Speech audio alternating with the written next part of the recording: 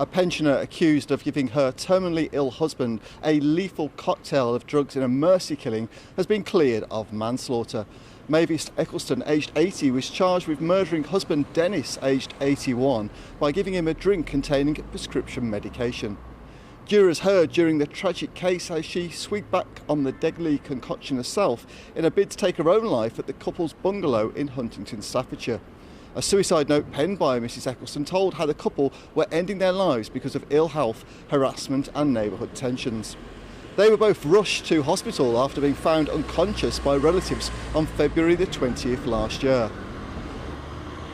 Mrs Eccleston was resuscitated in hospital, but Mr Eccleston had a do not resuscitate order after being diagnosed with bowel cancer in 2015. Prosecutors had alleged Mr Eccleston was unaware he was taking a potentially lethal overdose of prescription after Mrs Eccleston confessed to mental health nurses. But Mark Hayward, QC defending, said it would not have been possible for Mr Eccleston to be given a lethal dose without him knowing due to the bitter taste.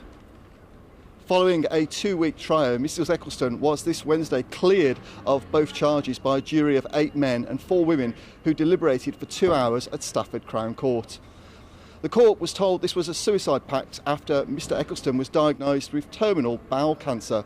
Mr Hayward added he made it clear he wanted to die on his own terms in his own time.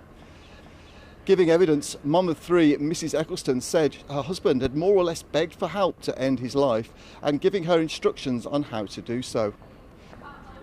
She told the court he had kissed her hand in thanks before they both took medication and said, "Good night, darling," as she went to lie down on the settee.